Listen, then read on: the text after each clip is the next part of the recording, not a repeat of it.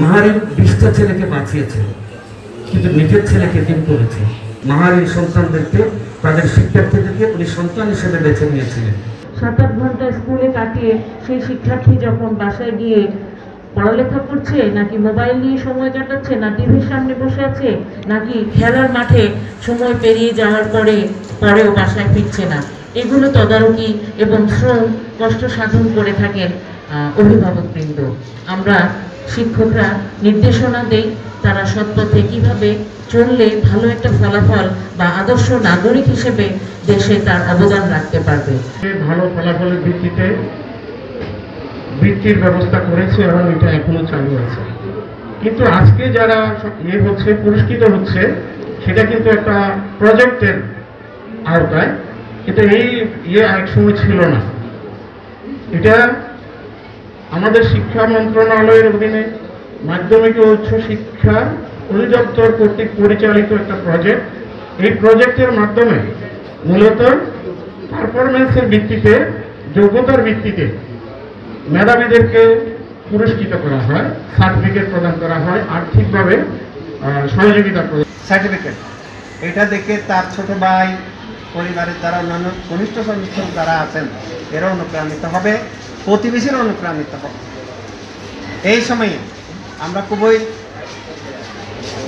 একটা খারাপ সময় দিয়ে যাচ্ছি। এখন একটা ছেলে একটা মেয়ে মানুষ তারা খুব কষ্টের ব্যাপার। বিশেষ করে আপনারা জানেন এই মোবাইল আমাদেরকে একেবারে তলানিতে নিয়ে আসছে। সব কিছু প্রতিবেশীরা হিংসা করতে পারে,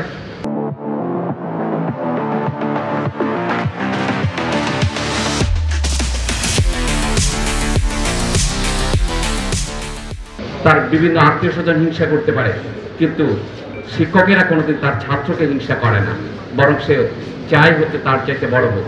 অভিভাবকেরাও চায়। তাহলে সেই জায়গা থেকে হচ্ছে আমাদের আজকের যে শিক্ষা, তাহলে আমরা ছাত্র, শিক্ষক, অভিভাবক মিলে কিন্তু অনেক দূর আমরা নিয়ে যেতে পারি।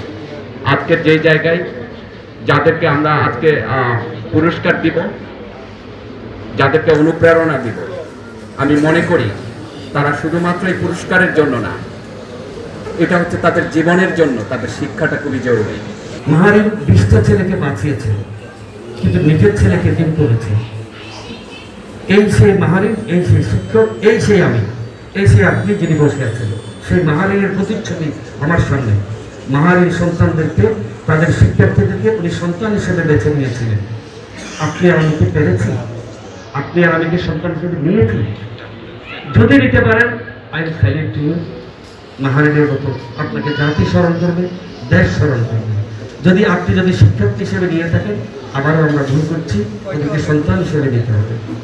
এটুকু কামনা করছি আমার সমস্ত শিক্ষকদের কাছে, যে আপনার শিক্ষার্থীদের নিজের সন্তান হিসেবে মেনে নেবেন, এবং মেনে নিলে আপনার ভিতরে একটি বোধ কাজ করবে। আজকে জ্বর আসছে, জ্বর আসলে আসুন স্কুলে যাবো, বাচ্চাগুলো একটু দেখে আসি। সিএল নিতে যাবেন, মনে আসবে দূর না নিলে কি হয়, আমার বাচ্চাটাকে একটু দেখি।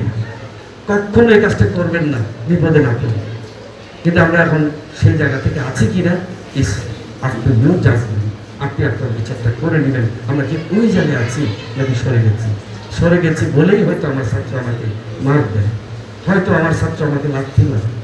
আমি জানি না, এটা যদি ভুল হয়ে থাকে ক্ষমা সুন্দর দৃষ্টিতে দেখবেন। আমি সম্মানীয় শিক্ষকদের অনুরোধ জানাচ্ছি, আমাকে একটু ক্ষমা সুন্দর দৃষ্টিতে দেখবেন কথা বলার জন্য। সাথে সাথে এই অনুষ্ঠান যারা করেছে সরকার এবং যারা আসছেন আজকে আমার অনুষ্ঠানটি করার জন্য, যারা সুযোগ দিয়েছেন,